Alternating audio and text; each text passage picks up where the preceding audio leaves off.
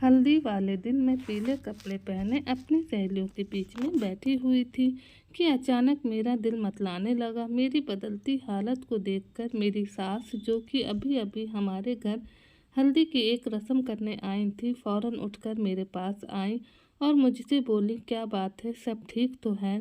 मैंने सर हाँ में हिला दिया, लेकिन सच तो ये था कि मेरे हाथ पैर अब कांपने लगे थे। मेरी सास मेरे पास आकर बैठ गई और कहने लगी, रज्जू बेटा, क्या हुआ है तुम्हें? तुम्हारी तबीयत ठीक नहीं लग रही, थोड़ी देर आराम कर लो। मेरे आसपास बैठी मेरी सहेलियों मेरी सास की बात सुनकर कहने लगी, वाह, सास हो तो ऐसी इतनी ख्याल रखने वाली कि दिल चाहता है कि हमारी भी ऐसी ही सास हो। मेरी एक चुलबुली सहेली की बात पर मेरी सब सहेलियां जोर जोर से हंस रही थीं। हल्दी की खुशबू से मेरे सर पे चढ़ती जा रही थी और मुझे ऐसा लगता था कि जैसे बस अभी मैं गिर जाऊंगी कि तभी सामने से आते अतुल पर जब मेरी नज़र पड़ी तो मेरी निगाहें खुद ब खुद झुक गईं। मेरे शरीर में एक मीठा सा दर्द जाग गया। बस एक रात मेरी जान, कल हम एक हो जाएंगे। वह मेरे कानों में सरगोशी करते हुए बोला तो शर्म से मेरे गाल लाल होने लगे। इतने में मेरी सास मेरे लिए जूस ले आई और मुझसे कहने लगी कि जल्दी से इसे पीकर ख़त्म करो। मुझे लगता है तुमने कुछ खाया पिया नहीं है, इसलिए कमजोरी हो रही है।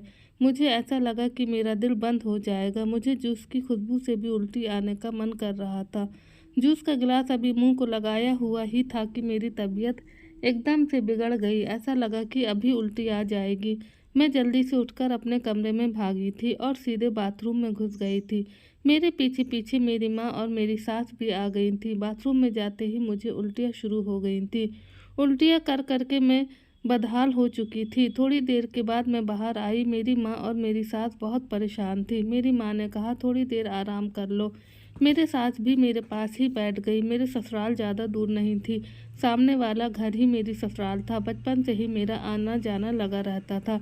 मेरी विधवा माँ मेरे पास ही आकर बैठ गई और मुझ पर कुछ पढ़कर फूंकने लगी। लोगों की भी गंदी नजरें होती हैं, न जाने कौन आज आंख भर भर के तुझे देखता रहा था। सो बार तुझे कहा है कि अपना ध्यान रखा कर। मैंने चुप करते हुए कहा, मम्मी बस भी करे, क्योंकि मेरा सर भारी हो रहा था। मम्मी ने कहा, अपनी तबीयत जल्दी से अच्छी कर लो रज्जो, कल का दिन है, बस कल भी तुम्हारी यही हालत हुई तो लोग क्या कहेंगे? यहाँ तो लोग बातें करते नहीं रुकते कि लोग बीमार बहू हमें चिपका दिया। न जाने क्यों मुझे मम्मी की ये बातें अच्छी नहीं लग रही थी, तो मैं थोड़ा गुस्से में बोली, बीमारी भी भगवान ही करता है और उसे ठीक भी भगवान ही करता है, कुछ भी हमारे हाथ में नहीं होता। मैं कोई जानबूझकर तो बीमारी अपने ऊपर नहीं लादी है। मम्मी कहने लगी, मैं कब कह रही हूँ कि तुम भी बस अब बात का बतंगड़ बना लेती हो। रज्जो, अब कम से कम आराम तो करो। तो मैं करवट मोड़कर लेट गई। अगले दिन बारात थी। हल्दी और मेहंदी का फंक्शन एक बार में ही रख लिया था। मेरी सास को शादी की बहुत जल्दी थी और मेरा दिल सुबह से बंद हो रहा था। हल्का हल्का बुखार और हर चीज़ की स्मेल मेरे सर को चढ़ी जा रही थी। यहाँ तक कि अपने करीब से आने वाले मेकअप की खुशबू भी मुझे परेशान कर रही थी और मेरा दिल कर रहा था मैं सारा मेकअप उठाकर बाहर फेंक दूं। मैंने बड़ी मुश्किल से ही मेकअप करवाया और फिर जब मुझे स्टेज पर ले जाया गया, थोड़ी देर के बाद मेरा पति अतुल भी आ गया था। खैर, जैसे तैसे करके शादी हो गई थी और मैं विदा होकर अपने ससुराल आ गई थी। ससुराल में भी कुछ रस्में हो रही थी, लेकिन मेरा किसी भी रस्म करने में दिल नहीं लग रहा था। ऐसा लग रहा था कि जैसे अभी चक्कर आ जाएगा, लेकिन मैं जैसे तैसे खुद को संभाले बैठी हुई थी। और फिर रात हुई तो मुझे अतुल के कमरे में पहुंचा दिया गया। कमरा बहुत ही खूबसूरत और ताज़ा फूलों से सजाया गया था, लेकिन अचानक ही थोड़ी देर बाद मेरी तबीयत इतनी ख़राब हुई कि मैं वहां से भागती हुई सीधी वॉशरूम गई और मुझे उल्टियाँ शुरू हो गईं। वॉशरूम से निकलने के बाद मुझे ऐसा लगा कि मेरे शरीर में बिल्कुल भी जान नहीं है। मैं मुश्किल से खुद को घसीटते हुए बाहर आई थी कि कमरे में मौजूद मेरी सास ने मुझे गौर से देखा और कहा, क्या बात है, ये बार बार उल्टियाँ क्यों आ रही हैं तुझे? फिर उन्होंने सबसे कमरा खाली करने को कहा और मेरा चेकअप करने लगी। चेकअप पूरा करने के बाद उन्होंने दरवाज़ा खोला और जैसे ही रिश्तेदार औरतें और लड़कियां कमरे में दाखिल हुई तो मेरी सास न आओ देखा न ताओ, उन्होंने शोर मचाना शुरू कर दिया कि ये तो प्रेग्नेंट है, पता नहीं किसका पाप अपने कोख में रखकर मेरे घर आई है। ऐसी चरित्रहीन बहू मैं अपने घर में स्वीकार नहीं करूँगी। ये खबर इतनी अचानक कानों में पड़ी थी कि वहां पर मौजूद सब औरतों को साफ सूंघ गया था। नई नवेली दुल्हन जिसने अभी सुहागरात भी नहीं मनाई थी, उसका एकदम से पैर भारी होने का ऐलान यकीनन सबको शक में डाल गया था। वहीं मैं भी बहुत ही हैरत भरी नज़रों से अपनी सास की तरफ देख रही थी और ये सब कुछ सुनकर मेरे होश उड़ चुके थे। सबके साथ साथ मेरी भी आंखें फटी की फटी रह गई थी। ये कैसे मुमकिन है? किसी ने मेरी माँ को भी ये खबर दे दी थी और वह भी फौरन भागती हुई मेरे कमरे में आई थी। मेरी विधवा माँ, जिसकी कुल जमा पूंजी सिर्फ इज्जत ही थी, वह यूं इस भरी महफिल में लुटता देखकर अपने पैरों पर खड़ी नहीं हो सकी और ज़मीन पर बैठ गई। मैं परेशान नज़रों से अपनी सास की तरफ देखने लगी कि ये सब क्या हो गया, बल्कि इससे भी ज़्यादा मुझे इस बात की टेंशन थी कि ये कैसे हो सकता है, क्योंकि मुझे तो अभी तक किसी ने छुआ तक नहीं था। मैं एकदम कुंवारी थी, लेकिन अगर मैं कुंवारी थी तो फिर मैं प्रेग्नेंट कैसे हो गई? मेरी समझ से ये सारी बातें बाहर थी कि अचानक मेरी सास ने कमरा खाली करने को कहा और उनके जाते ही एकदम से अतुल कमरे में आया तो मैं खुद में सिमट गई। मेरी सांसें तेज हो गई। मैं घूंघट से जरा सी निगाह उठाकर उसे देखा तो उसके चेहरे पर एक खुशी देखी जिसकी मुझे बिल्कुल भी उम्मीद नहीं थी। मगर मुझे हैरानी हुई कि इतनी बड़ी खबर पर इतना चुप और शांत नज़र कैसे आ सकता है। मर्द तो ऐसी बात सुनने के बाद पत्नी को जान से ही मार डालते हैं या उसे अपनी ज़िंदगी से बाहर निकाल देते हैं। ऐसे बहुत सी कहानी हमारे समाज में फैली हुई हैं कि पहले ही रात पत्नी को मार दिया जाता है। ऐसे बहुत सारे न्यूज़, टीवी और अखबार पर आती रहती हैं और वजह ये बताई जाती है कि लड़की चरित्रहीन थी। लेकिन शीशे के सामने बाल बनाते और गुनगुनाते अतुल को देखकर मेरा दिल और भी ज़्यादा घबरा गया था। ऐसा लगा कि जैसे तूफान से आने के पहले की शांति है। मुझे तो लग रहा था कि खबर ने अतुल के दिमाग पर असर डाला है। हो सकता है ये रात मेरी ज़िंदगी की आखिरी रात हो और ये सुहागरात का कमरा मेरी मौत के मातम के कमरे में बदलने वाला हो। मैं आने वाले समय के लिए खुद को दिमागी तौर पर तैयार कर चुकी थी, क्योंकि इस नई ज़िंदगी से मेरा मर जाना ही अच्छा था। मुझे समझ नहीं आ रही थी इस रात की जब सुबह होगी तो मैं लोगों का सामना कैसे करूंगी कि एक कुंवारी लड़की शादी होते ही प्रेग्नेंट कैसे हो गई, जबकि उसे तो उसके पति ने अभी तक हाथ भी नहीं लगाया था। सारी बात मेरे चरित्र पर आ रही थी और मेरे लिए सांस लेना भी मुश्किल हो रही थी। मैं बस एक ही पहलू पर सोच रही थी कि ये सब कुछ कैसे हो गया। मेरा ना तो किसी के साथ ऐसा गंदा संबंध था कि जिसके नतीजे में ये सब कुछ हो जाता। शायद मेरी सास झूठ बोल रही है। इस ख्याल से दिल को थोड़ी तसल्ली हुई, लेकिन मेरा दिमाग उलझा हुआ था कि एकदम से अतुल मेरे पास आकर बैठा तो मैं एकदम से डर कर उछल पड़ी। घूंघट के पीछे से जब मैं अतुल की तरफ देखी तो वह मोहब्बत भरी नज़रों से मेरी ही तरफ देख रहा था। मुझे थोड़ी हिम्मत हुई। मैंने अटकते हुए कहा, अतुल, मेरा कोई दोस्त नहीं है, आप तो मुझे बचपन से जानते हैं। तो उसने अपने भारी भरकम हाथ मेरे नाजुक से कांपते हाथों पर रख दिए। मेरे हाथों को हल्के से दबाते हुए बोला, मेरी जान, आज की रात इन बातों के लिए नहीं है। वह अपने होठ मेरे कानों के पास ले जाकर कहने लगा कि बस अब खामोश हो जाओ। आज की रात तो बस प्यार भरी बातें करने के लिए है। अतुल के इतने शांत होने पर मुझे अब बहुत ज़्यादा हैरत हो रही थी। मेरे तो कान कुछ और ही सुनने के लिए बैठे थे, लेकिन ये तो अतुल की प्यार भरी बातें सुन रहे थे। मैं तो सोच रही थी कि अतुल गुस्से में आते ही मुझसे पूछेगा कि किसका पाप लेकर मैं अभी उसके कमरे में मौजूद हूँ। अभी के अभी उसके कमरे से निकल जाऊँ और अपने आशिक के पास चली जाऊँ। मुझे अतुल से इन्हीं शब्दों की उम्मीद थी। मेरे हाथ पैर काँप रहे थे, पूरा शरीर पसीना पसीना हो रहा था। फिर धीरे से उसने मेरा घूंघट उठाया और हम दोनों की ही नज़रें आपस में टकराई तो मैं एकदम से अपनी नज़रें झुका ली। फिर उसने अपनी जेब से एक मखमली डिबिया निकाली जिसमें सोने का एक चैन था। उसकी गंभीर आवाज़ कमरे में गूंजी। अतुल ने कहा, कैसी लगी तुम्हें? मैंने बहुत ही दुकानों को छान मारा, तब जाकर ये पसंद आई है। जैसे तुम अनमोल हो वैसे ही ये सोने की चैन भी अनमोल है। मैं निगाहें उठाकर अतुल की तरफ देख रही थी, जिसके चेहरे पर दूर दूर तक मोहब्बत को पा लेने की खुशी छाई हुई थी। अतुल का ये रूप मेरे लिए बहुत ही अलग था। जिसे समय मेरी सास ने ये खबर सुनाई थी तो उस समय अतुल भी तो कमरे में मौजूद था, लेकिन उस समय से लेकर तन्हाई में आने तक मैं अतुल के चेहरे पर गुस्से की लकीर भी नहीं देखी थी।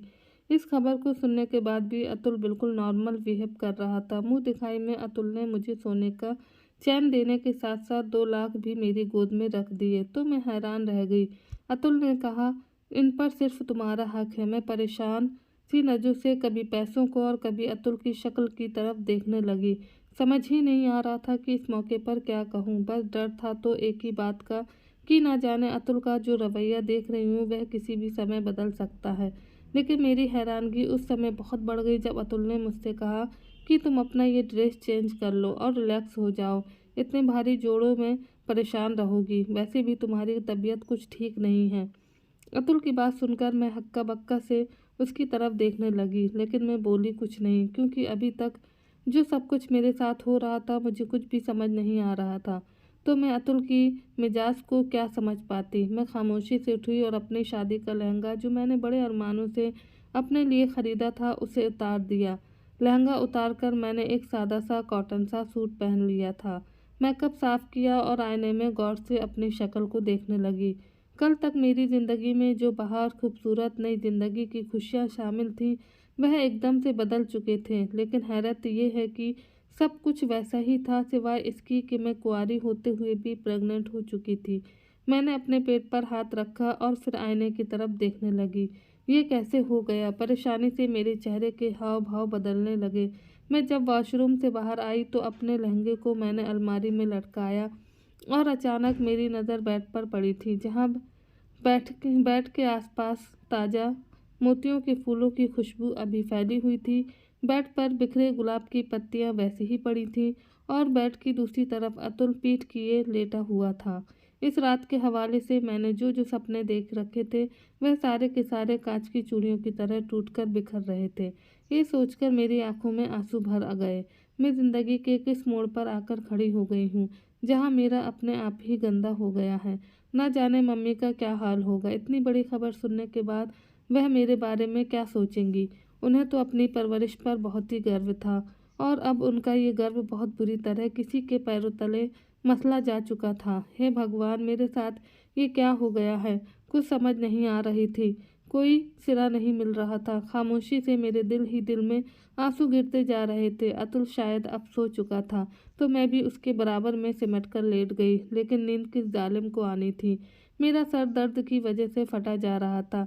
हे भगवान, मेरे पास तो कोई ऐसा भी नहीं कि जिससे मैं अपना दुख बांट सकती। ना भाई है, ना ही तूने बहन दी जिसके गले लगकर रो सकर मैं अपना गम हल्का कर सकूं। मेरा ये समस्या कैसे हल होगी, मेरी समझ से बाहर थी। हे भगवान, तूने मेरे साथ ये क्या कर दिया। मैं बार बार अपने आप को सवालों के कटघरे में लाकर खड़ा करती तो उतनी ही ज़्यादा दुखी हो जाती। मैं अपने साथ लेटे हुए अपने पति अतुल को देख रही थी, जो बहुत ही सुकून से सो रहा था, और एक मैं थी जो बेसुकूनी से करवटे पर करवटे बदलती जा रही थी।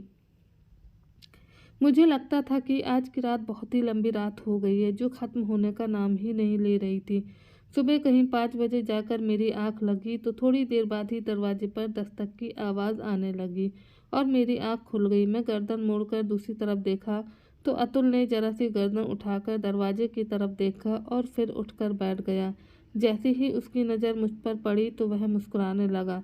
मैं भी उठकर एकदम से बैठ गई और रात के होने वाले हादसे एक एक करके दोबारा से मुझे याद आने लगे तो मेरा दिल फिर से भारी होने लगा। मैं बस इंतज़ार में थी कि कब अतुल अपने दिल की भड़ास निकालता है, लेकिन अभी तक तो मुझे कोई ऐसे आसार नज़र नहीं आ रहे थे कि जिससे मुझे अंदेशा होता कि अतुल मेरे ऊपर गुस्सा करेगा। तभी गुड मॉर्निंग मैडम जी, अतुल की बहुत ही मीठी और प्यार में डूबी आवाज़ मेरे कानों में गूंजी तो मैं भी धीरे से उन्हें गुड मॉर्निंग कहा और फिर वह बेड से उतरकर दरवाजे की तरफ बढ़ा तो सामने ही उसकी माँ खड़ी हुई थी और उसकी माँ के साथ ही एक नौकरानी ट्रे उठाकर अंदर आई। रज्जू, फौरन नाश्ता कर लो, फिर मुझे तुम्हें इंजेक्शन भी लगाना है। रात से तुम बहुत ज़्यादा कमज़ोर हो चुकी हो, तुम्हें ताकत का इंजेक्शन देना है। मैं कुछ न समझते हुए उनकी तरफ देखने लगी तो उन्होंने नौकरानी को इशारा किया तो उसने ट्रे मेरे बेड पर रख दी। मेरी सास ने कहा, रज्जो जल्दी जल्दी नाश्ता करो, उसके बाद आज मुंह दिखाई की रस्म भी करनी है। थोड़ी देर में मेहमान आना शुरू हो जाएंगे, बहुत सारी तैयारी करनी है। नाश्ता करने को मेरा बिल्कुल भी दिल नहीं कर रहा था, लेकिन मैं लगभग 2 दिन की भूखी थी। उल्टियाँ कर करके मेरा पेट बिल्कुल खाली हो चुका था, इसलिए पेट में अजीब सा दर्द और खालीपन महसूस हो रहा था। फिर मेरी सास अतुल की तरफ मुड़कर अतुल से कुछ कहने लगी। अतुल, तुम्हारा आज पार्टी के लिए ड्रेस तैयार है, पहनकर देख लो। अगर तुम्हें लगता है कि इसे दोबारा इस्त्री होना चाहिए तो बता देना, मैं नौकरानी से कहकर दोबारा इस्त्री करवा दूंगी। मैं उन दोनों माँ बेटे को आज की होने वाली रस्म के लिए तैयारी के हवाले से इतना खुश होते देख रही थी और उनकी बातें सुन रही थी। मैं बहुत ही हैरान हुई। फिर मैं आहिस्ता के साथ उठी, वॉशरूम गई और फ्रेश होकर बाहर आई। मैंने एक ब्रेड उठाई और एक कप चाय का उठा लिया। जैसे ही मैं चाय का ख़त्म करके ट्रे पर रखा तो नौकरानी ने मेरे सामने से ट्रे उठा ली और बाहर निकल गई। फिर मेरी सास मेरे पास बैठी और उन्होंने अपने हैंडबैग से एक इंजेक्शन निकाला और मुझसे कहा, अपना हाथ आगे करो। मैं चुपचाप अपना हाथ आगे किया तो उन्होंने मुझे इंजेक्शन लगा दिया। इसका थोड़ा सा दर्द तो हुआ था लेकिन फिर ठीक हो गया। इतने में अतुल का भाई भी कमरे में आ गया। अतुल का ये भाई दिमागी तौर पर पागल था। वह बच्चों जैसी हरकतें किया करता था। हालांकि इसकी उम्र 25 साल हो चुकी थी। वह अंदर आया और मुझे देखकर ताली बजाते हुए बोला, मम्मी क्या अब ये हमारे साथ ही रहेगी? तो मेरी सास ने हंसते हुए कहा कि हाँ हाँ, अब ये हमारे ही घर में रहेगी। अच्छा, अब तुम बाहर जाओ, दुल्हन को तैयार भी होना है, फिर हम उसे लेकर मैरिज हॉल के लिए निकलेंगे। मेरी सास की बात पर मेरे देवर का मूड खराब हो गया, लेकिन अतुल उसे ज़बरदस्ती बाहर ले गया। अब कमरे में मैं और मेरी सास अकेले थे कि अचानक वह मेरे पास आई और कुछ पैसे मेरी गोद में रख दिए और कहा, इन्हें खर्च करो और पैसे बच्चा होने के बाद तुम्हें मिल जाएंगे। अपनी सास की बात सुनकर पहले तो मुझे हैरत हुई, लेकिन फिर मुझे गुस्सा आ गया। मैं कुछ कहना ही चाहती थी कि वह एकदम से बोली, तुम्हें अभी कुछ भी कहने की परमिशन नहीं है रज्जो। अभी घर मेहमानों से भरा पड़ा है और मैं आगे कोई बात नहीं सुनना चाहती।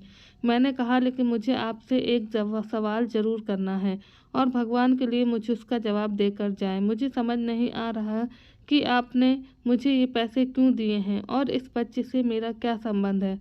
मैं तो बिल्कुल कुंवारी हूँ। अच्छा, तो तुम कुंवारी हो? मेरी सास ने जरा गुस्से से मेरी तरफ देखा। अगर तुम कुंवारी हो तो ये बच्चा क्या फूंक मारने से तुम्हारे पेट में आ गया? तुम किसे उल्लू बना रही हो रज्जू? मैं एक बहुत ही अनुभवी दाई हूँ जो बदकिस्मती से तुम्हारी सास भी बन गई हूँ। अगर शादी से पहले मुझे इन बातों का पता होता तो मैं कभी भी तुम्हें अपनी बहू ना बनाती। लेकिन मेरे पति ने तुम्हारे बाप से वादा किया था कि दोनों बच्चों की शादी होगी। मैंने उस वादे को निभाया है और इसलिए मुझे खामोश होना पड़ा। बाकी रह गई बात पैसों की, ये पैसे तुम्हें इसलिए दिए हैं कि तुम्हारा जो दिल चाहता है खाओ पियो और अपनी सेहत बनाओ। हम तुम्हारे लिए यही कर सकते हैं और जब तक हो सका करते रहेंगे। ये बात करके मेरी सास बाहर जा चुकी थी। मैंने फौरन भागकर कमरे के दरवाजे को अंदर से लॉक किया और फिर चीख मार मार कर रोने लगी। मुझे समझ नहीं आ रही थी कि मैं अपनी सास का एहसान मानती कि मुझ जैसी लड़की को उन्होंने अपना लिया था, या अपनी किस्मत पर आंसू बहाती कि जिसने मुझे इस मोड़ पर लाकर खड़ा कर दिया था कि मैं अपनों से ही निगाह चुराने लगी थी। मुझे समझ नहीं आ रहा था कि मैं अपने घर वालों का सामना कैसे करूंगी। हे भगवान, मैं किस मोड़ पर आकर खड़ी हो गई हूँ जहाँ आगे भी गड्ढा है और पीछे खाई है। अतुल और मेरे सास के व्यवहार को देखती हूँ तो उनसे बड़ा मेरा अपना कोई नज़र नहीं आता। ऐसा लगता है कि ये दोनों मेरे कितने बड़े मददगार हैं और दूसरी तरफ अपने ही घर की इज्जत को उछालने वालों की समझ भी नहीं आती। अगर ये मुझे इतना ही चाहते हैं और मेरी उन्हें इज्जत इतनी ही प्यारी है तो फिर इस हादसे को छुपा भी तो सकते थे। मेरी सास ने मुझे मेरी माँ की नज़रों में ही क्यों गिरा दिया? मेरी माँ ने कैसे गिरकर मेरी सास के पैर पकड़े थे कि इस खबर को कहीं मत फैलाना, मैं तुम्हारे पाँव पड़ती हूँ। मेरी और मेरी बेटी की इज्जत का सवाल है। कितनी मुश्किल से मेरी सास इस बात के लिए मानी थी कि वो इस बात को कहीं नहीं बताएंगी कि मैं पेट से हूँ। अचानक आने वाले इस ख्याल से मेरा दिल कट गया। मैं अपने सर को घुटनों पर रखकर जोर जोर से रोने लगी। इतने में दरवाजे पर फिर दस्तक हुई तो मैं उछल पड़ी और डरी सहमी नज़रों से दरवाजे की तरफ देखने लगी। मैंने दरवाजे को खोला तो सामने ब्यूटी पार्लर से आई दो लड़कियां खड़ी थीं जो मुझे हैरान और परेशान नज़रों से देख रही थीं। आप रो रही हैं? अंदर आते हुए एक लड़की ने कहा। दरवाज़ा बंद किया और मुझसे सवाल किया तो मैं गड़बड़ा सी गई। मैंने अपने आंसू साफ किया, उससे कहा, नहीं नहीं, ऐसी कोई बात नहीं है। अच्छा, लेकिन लड़कियां तो अपने मुंह दिखाई की रस्म के दिन तो बहुत खुश होती हैं। ऐसी कोई बात नहीं है। मैंने बहाना बनाया कि मेरे सर में दर्द हो रहा था और फिर मुझे अपने मम्मी पापा की भी याद आ रही थी, इसलिए मेरी आंखों में आंसू आ गए। हाँ, ऐसा तो होता है कि अपना घर, अपने माँ-बाप सब बहुत याद आते हैं, तो बात-बात पर आँख भर ही आती है। हम भी खुद इस कंडीशन से गुज़रे हैं। उनमें से एक लड़की बहुत ही बतूनी थी और लगातार बोले जा रही थी और यहाँ मेरे दिल की दुनिया उथल-पुथल हो रही थी। मैं बस एक ही बात सोच रही थी कि अतुल ने ना शादी से पहले ना ही शादी के बाद मुझे छुआ था। मैं एकदम पवित्र लड़की थी। फिर मैं प्रेग्नेंट कैसे हो गई?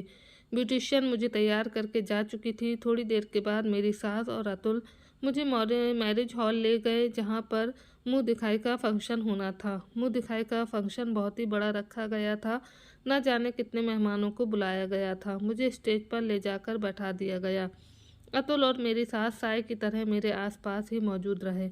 मुझे दूर दूर तक मेहमानों के सर ही नज़र आ रहे थे, लेकिन इनमें कहीं भी मुझे मेरी माँ दिखाई नहीं दी। तो मैंने धीरे से अपनी सास से पूछा कि मेरी मम्मी कहाँ हैं, क्या वह नहीं आई? तो उन्होंने कहा कि मैंने तो बहुत कहा था, लेकिन वह नहीं मानी। अपनी सास की बात सुनकर मैं परेशान हो गई। मैंने कहा, वह ठीक तो है मम्मी जी। हाँ हाँ, वह बिल्कुल ठीक है, लेकिन जाहिर है हमारी तरह उसका इतना स्टेमिना तो नहीं है अपनी चरित्रहीन बेटी का सामना कर सके, जो शादी से पहले ही किसी का पाप अपनी कोख में पाल रही है। अपनी सास की बात सुनकर मेरी आंखें ना चाहते हुए भी शर्म से झुक गईं। मैं खुद को मुजरिम समझने लगी थी। मुंह दिखाई की रस्म खत्म हो चुकी थी। मैंने अपनी सास से कहा कि मम्मी जी, मैं अपनी मम्मी से मिलना चाहती हूँ। तो उन्होंने मुझे अनुमति दे दी। मेरी विधवा माँ पता नहीं किस हाल में होगी। जैसे ही हम मैरिज हॉल से आए, मैं अपनी माँ के पास आ गई। मेरी माँ का घर मेरी ससुराल से ज़्यादा दूर नहीं था। दोनों घर मोहल्ले में ही थे और आमने सामने थे। पहले दोनों घर एक ही हुआ करते थे, फिर दोनों घरों के बीच को काटकर एक रास्ता सा बना दिया गया था, जिससे कि दोनों घर अलग अलग हो गए थे। ये घर मेरे पापा ने और अतुल के पापा ने मिलकर लिया था। घर क्या था, पूरा महल था। मेरे पापा और अतुल के पापा आपस में गहरे दोस्त थे। दोनों आपस में भाइयों की तरह रहते थे। हम दोनों परिवार साथ में मिलकर रहते थे। मेरे परिवार में मेरे मम्मी पापा और मैं अकेली ही थी, जबकि अतुल के परिवार में अतुल, अतुल का छोटा भाई रंजन और उसके मम्मी पापा थे। दोनों परिवारों के बच्चे और दोनों की पत्नियां एकदम अपनों की तरह मिलजुल कर रहते थे। मेरे पापा बहुत मेहनती थे। अतुल के पापा और मेरे पापा दुबई में कारोबार करते थे, लेकिन फिर अतुल के पापा ने यहाँ हिंदुस्तान में कारोबार शुरू कर लिया और मेरे पापा दुबई में ही रह गए। अब वह दुबई वाला कारोबार संभालते थे और अतुल के पापा हिंदुस्तान वाला कारोबार संभालते। लेकिन अतुल के पापा बहुत ही कामचोर थे और उनका काम पर ध्यान नहीं रहता था, लेकिन मेरे पापा को इससे कोई मतलब नहीं था। उन दोनों की आपस में बहुत गहरी दोस्ती थी और वह अतुल के पापा को बिल्कुल अपने भाई जैसा मानते थे। लेकिन धीरे धीरे मेरे पापा को लगने लगा था कि उनका दोस्त उनके पैसों पर ऐश कर रहा है और खुद कोई काम नहीं करता। तो फिर पापा ने हर चीज़ का बंटवारा कर लिया था। ये घर भी दो हिस्सों में बांट दिया था। बीच में एक रास्ता निकालकर एक तरफ हम लोग रहते थे और दूसरी तरफ अतुल का परिवार रहता था। अतुल के पापा को हराम की लत लग चुकी थी। अब उससे कोई काम नहीं किया जाता था। धीरे धीरे उनका बिजनेस जो है वो डूबता चला गया और फिर उनके पास कुछ भी नहीं बचा। अब कोई छोटी मोटी नौकरी करके अपना गुजारा करते थे, लेकिन हमारे घर पैसे की खूब रेल पेल थी। अतुल की माँ खुद को एक गायनेकोलॉजिस्ट कहती थी, लेकिन हकीकत में वह एक दाई थी और एक सरकारी अस्पताल में नौकरी करती थी। एक केस खराब होने की वजह से उन्हें नौकरी से हाथ धोना पड़ा था, लेकिन फिर उन्हें कहीं पर भी जॉब ना मिली। वह अपने मोहल्ले में ही डिलीवरी करने लगी और फिर एक दिन अतुल के पापा की नौकरी भी खत्म हो गई, क्योंकि उनका काम में मन नहीं लगता था। अब अतुल के परिवार में खाने पीने के लाले पड़ने लगे थे। मेरे पापा से देखा नहीं गया था और फिर वह थोड़ा बहुत अतुल के पापा को दे दिया करते थे। घर खर्च के लिए पैसे भेजते रहते थे। इस तरह अतुल का घर चलने लगा था। लेकिन उसी समय मेरे पापा और अतुल के पापा की डेथ हो गई। वे दोनों कहीं घूमने जा रहे थे कि गाड़ी के ब्रेक फेल हो गए और गाड़ी खाई में जाकर गिरी। दोनों की मौके पर मौत हो गई थी। पापा की अचानक हुई इस मौत से हमारा पूरा परिवार बिखर गया था, लेकिन उस समय तक अतुल की नौकरी लग चुकी थी और वह अपने घर को संभालने लगा था। मेरी सास के दो ही बेटे थे, एक अतुल और दूसरा रंजन। रंजन दिमागी तौर पर थोड़ा बीमार था। अतुल की और मेरी बचपन से ही बहुत अच्छी दोस्ती थी। हम दोनों के पापा ने आपस में मिलकर बचपन में ही हमारी शादी तय कर दी थी। मेरी मम्मी ने कभी उनके आगे एक शब्द भी नहीं बोल पाती थीं। और दूसरा, अतुल भी मेरी माँ को बहुत पसंद था और फिर भले घर का रिश्ता था, और इस तरह मैं एक घर से उठकर दूसरे घर में आ गई थी। मेरी माँ ने इसलिए रिश्ता स्वीकार कर लिया था क्योंकि मैं अपने माँ बाप की इकलौती बेटी थी और मुझे मेरी माँ अनजान लोगों में नहीं देना चाहती थी क्योंकि वह खुद विधवा थी और मैं अनाथ। हमारे सर पर किसी का हाथ नहीं था। पता नहीं अनजान लोग कैसे निकलते, इसलिए मेरी माँ ने अतुल से शादी करने में ही खैरियत समझी थी। सब कुछ सोचते सोचते खुद ब खुद मेरी आंखों में आंसू निकलकर गालों पर बहने लगे। सब कुछ ठीक जा रहा था, लेकिन पता नहीं कैसे ही मेरी प्रेगनेंसी की बातचीत बीच में आ गई। मैं मम्मी के कमरे में दाखिल हुई तो वह बेड पर लेटी हुई छत की तरफ घूर रही थी। मैं उनके पैरों में जाकर बैठ गई तो वह मुझे खाली खाली नज़रों से देखने लगी। मेरी मम्मी गुस्से से बोली, ऐसी भी क्या आग लगी थी रज्जो? तुझे शादी तो तेरी अतुल से एक न एक दिन हो ही जानी थी। ये मुफ्त की कालिक अपने माथे पर लगाने की क्या ज़रूरत थी? तुझे क्या कमी रह गई थी मेरी परवरिश में जो तूने मुझे ये दुख दिया? मम्मी की बात पर मैं रो पड़ी। मम्मी, मेरा विश्वास करें, मैं निर्दोष हूँ, मैं बिल्कुल पवित्र हूँ। क्या मुझे आपको भी विश्वास दिलाने की ज़रूरत है? मैं फूट फूट कर रो देने को थी तो मम्मी एकदम से चौंक कर मेरे पास बैठ गईं। ये क्या कह रही हो रज्जो?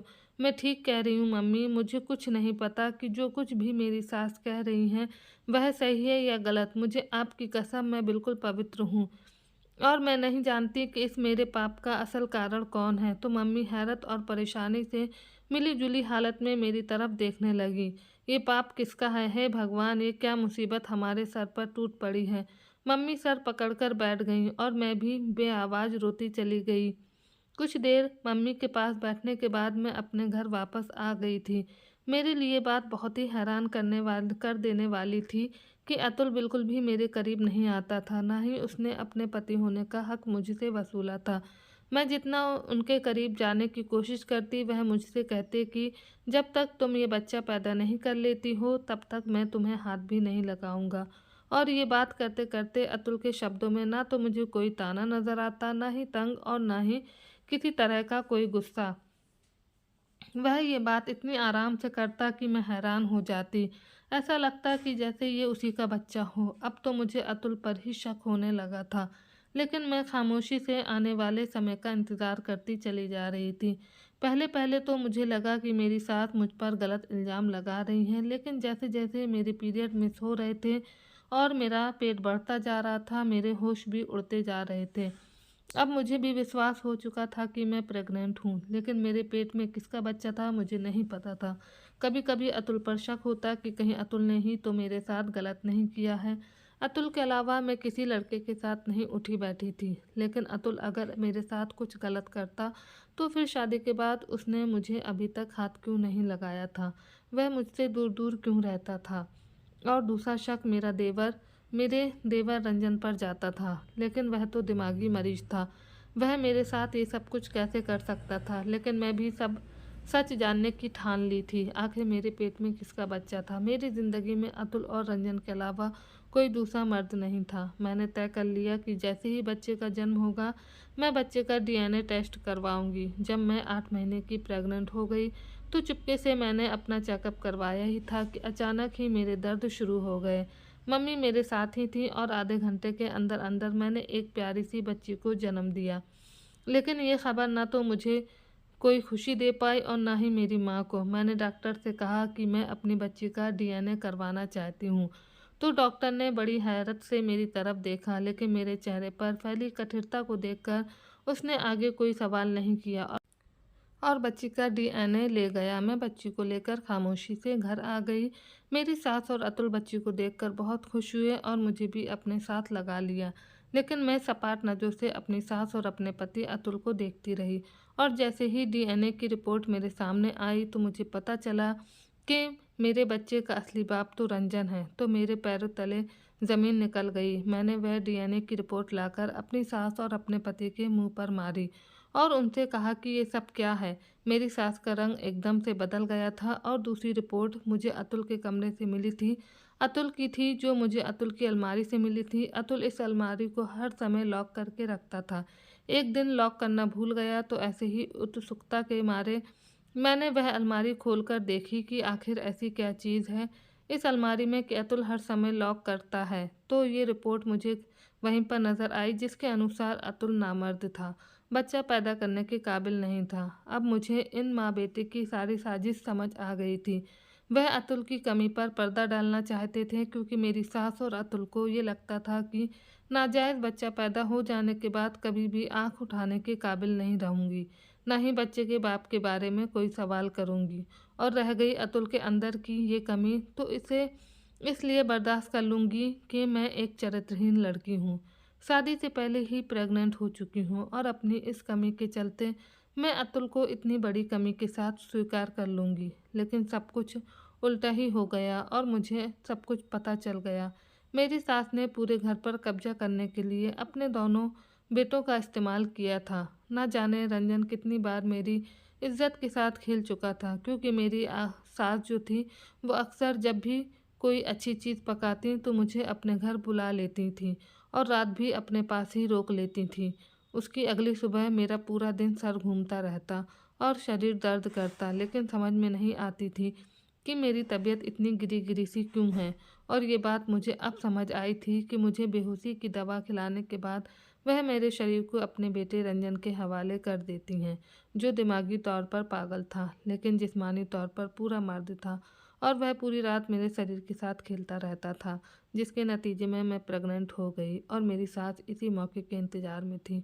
उन्होंने अब मेरे ऊपर और मेरी माँ के ऊपर एहसान करते हुए अतुल जैसे नामर्द बेटे की शादी मुझसे कर दी ताकि अतुल का भरम भी कायम रहे और मैं अपनी सास के एहसान तले चुपचाप सारी ज़िंदगी गुजार दूं और चूं तक ना करूं। एक ही तीर से दो शिकार। लेकिन मैं और मेरी माँ ने फैसला किया कि हम इस जुल्म के खिलाफ बोलेंगे और फिर मैं पुलिस स्टेशन जाकर अपनी सास और दोनों बेटों के खिलाफ रिपोर्ट दर्ज करवा दी। मेरी सास और मेरे पति अतुल को 5 साल की सज़ा सुनाई गई, जबकि रंजन दिमागी तौर पर स्टेबल नहीं था इसलिए उसे छोड़ दिया गया।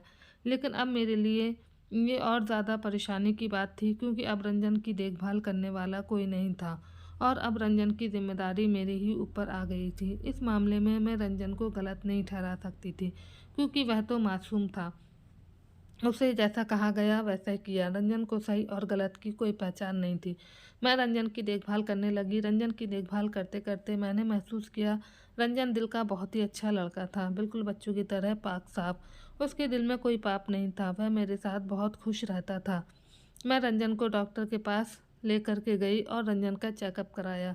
रंजन को चेक करने के बाद डॉक्टर ने कहा कि रंजन ठीक हो सकता है, लेकिन उसके इलाज में बहुत ज़्यादा पैसे की ज़रूरत है और जितने पैसे डॉक्टर ने बताए उतने पैसे मेरे पास नहीं थे। इतना महंगा इलाज मैं रंजन का नहीं करा सकती थी। लेकिन अब मुझे अपनी बेटी का फ्यूचर भी दिखाई दे रहा था। कुछ भी कहो, जो बच्ची मेरी गोद में थी वह मेरा अपना ही खून थी और उसका बाप रंजन था। मैं अपनी बेटी के फ्यूचर के साथ खिलवाड़ नहीं कर सकती थी। मैंने अपनी सारी जमा पूंजी, यहाँ तक कि अपना घर भी बेच दिया और रंजन के इलाज पर पैसा लगा दिया। भगवान की कृपा हुई, धीरे धीरे रंजन ठीक होता चला गया। कुछ दवाइयों का असर था, कुछ मेरी मोहब्बत और देखभाल थी कि रंजन ठीक होने लगा था। मेरी इतनी ज़्यादा देखभाल करने से रंजन मेरा दीवाना ही हो गया था। वह मुझसे प्यार करने लगा था और मैं भी तो अब रंजन के बिना नहीं रह सकती थी। मैं भी रंजन से प्यार करने लगी थी और फिर मैंने रंजन से शादी कर ली। रंजन आज बिल्कुल ठीक हो चुका है, लेकिन वह पुरानी बातें भूला नहीं था कि उसकी माँ ने किस तरह उसका इस्तेमाल करके मेरे साथ गलत किया था। रंजन मुझसे शर्मिंदा था। वह मुझसे माफ़ी मांगता कि मैंने तुम्हारी इज्जत के साथ खिलवाड़ किया था, मुझे माफ़ कर दो। मैंने रंजन को तो ना जाने कब का माफ़ कर दिया था क्योंकि रंजन को तो मैंने कभी गलत समझा ही नहीं था। आज मैं और रंजन शादीशुदा ज़िंदगी को बहुत ही खूबसूरती के साथ गुजार रहे हैं। मेरी सास और अतुल की सज़ा पूरी होने वाली थी और तभी रंजन ने कहा कि हम उन लोगों के साथ नहीं रहेंगे। रंजन मुझे लेकर एक किराए के घर पर आ गया। मैं, मेरी माँ और रंजन अब इस किराए के घर में रहते हैं। बैंक से लोन लेकर रंजन ने अपना बिजनेस शुरू किया जो कि बहुत अच्छा निकल चला। अब हम सब लोग बहुत ही खुशी खुशी एक दूसरे के साथ अपने इस घर में रहते हैं।